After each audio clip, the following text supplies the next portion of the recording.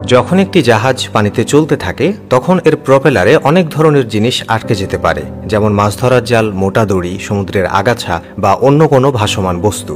এসব জিনিস প্রপেলারে জড়িয়ে গেলে তা বন্ধ হয়ে যেতে পারে, যার ফলে পুরো জাহাজ থেমে যেতে পারে বা ইঞ্জিনের উপর প্রচণ্ড চাপ পড়তে পারে। পুরনো দিনে এই সমস্যা সমাধানের জন্য গভীর সমুদ্রে ডুবুরিদের পাঠানো হতো, যারা পানির নিচে গিয়ে হাতে বা বিশেষ সরঞ্জাম দিয়ে এই জিনিসগুলো সরিয়ে দিত। কিন্তু এটা ছিল খুব ঝুঁকিপূর্ণ এবং সময়সাপেক্ষ কাজ। কিন্তু আধুনিক প্রযুক্তির কারণে এখন আর সেই সমস্যায় তেমন পড়তে হয় না। নতুন মডেলের জাহাজগুলোর প্রপেলারের পেছনে বিশেষ ধরনের একটি শার্প কাটার লাগানো থাকে, যা জাহাজের পথে আসা যে কোনো বাধা মুহূর্তেই কেটে ফেলতে পারে। এটি এমনভাবে ডিজাইন করা হয়েছে যে যদি কোনো মাছ ধরার জাল বা দড়ি জাহাজের নিচে চলে আসে, তাহলে কাটারটি সেটিকে খুব সহজেই দ্বিখণ্ডিত করে ফেলে এবং জাহাজ অবিরাম চলতে পারে। এই কাটার এতটাই তীক্ষ্ণ ও শক্তিশালী যে এটি যে কোনো কঠিন বস্তু কাটতে সক্ষম। এমনকি যদি কোনো মানুষও ঘটনাবশত প্রপেলারের কাছে চলে আসে, তবে এটি তার জন্য হতে পারে। প্রপেলারে আটকে যাওয়ার এই সমস্যাটি এতটাই গুরুত্বপূর্ণ যে এটি বহু বছর ধরে জাহাজ চলাচলের বড় বাধা ছিল।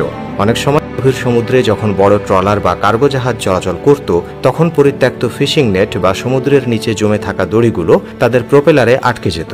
এটি শুধু যে জাহাজ থামিয়ে দিত তা নয়, বরং অনেক ক্ষেত্রে ইঞ্জিনের উপর এত বেশি চাপ দিত যে সেটি নষ্টও হয়ে যেতে পারত। প্রপেলারে যদি কোনো শক্ত বস্তু আটকে যায়, তবে সেটি ইঞ্জিনের কার্যকারিতা ব্যাহত করতে পারে এবং পুরো জাহাজের গতিকে থামিয়ে দিতে পারে। এখনকার রোটারি প্রপেলার কাটার বা শ্যাফট প্রোটেকশন কাটার এই সমস্যার একটি কার্যকর সমাধান দিয়েছে। এই কাটারগুলো সাধারণত স্টেইনলেস স্টিল বা টাইটেনিয়ামের তৈরি হয়, যাতে পানির নিচে এগুলো মরিচা না ধরে এবং দীর্ঘদিন কার্যকর থাকে।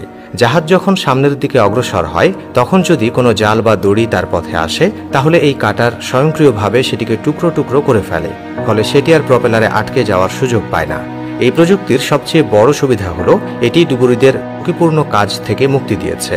আগে যেখানে একটি জাহাজ আটকে গেলে ডুবুরিদের অনেক কষ্ট করে পানির নিচে গিয়ে সেটি সরাতে হতো, সেখানে এখন এটি সম্পূর্ণ স্বয়ংক্রিয়ভাবে কাজ করে। এছাড়া এটি জাহাজের জ্বালানি খরচও কমিয়ে দেয়, কারণ যদি প্রপেলারে কোনো বাধা আটকে না যায়, তাহলে ইঞ্জিনকে অতিরিক্ত শক্তি প্রয়োগ করতে হয় না। ফলস্বরূপ কম জ্বালানি খরচ হয় এবং জাহাজের কর্মক্ষমতা বাড়ে। তবে এই প্রযুক্তির একটি বিপজ্জনক দিকও রয়েছে।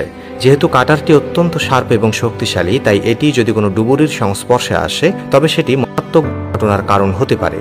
তাই বন্দরের কাছাকাছি বা যেখানে নিয়মিত ডুবুরিরা কাজ করেন, সেখানে কাটারগুলো সাময়িকভাবে নিষ্ক্রিয় করে রাখা হয়, যাতে কোনো অনাকাঙ্ক্ষিত ঘটনা না ঘটে।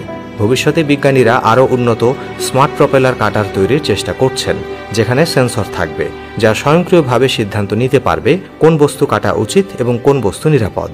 এমনকি কিছু উন্নত কাটার ইতোমধ্যে বাজারে এসেছে, যেগুলো এআই প্রযুক্তি ব্যবহার করে জাহাজের চারপাশের পরিস্থিতি বিশ্লেষণ করতে পারে এবং প্রয়োজন অনুযায়ী নিজেকে চালু বা বন্ধ করতে পারে।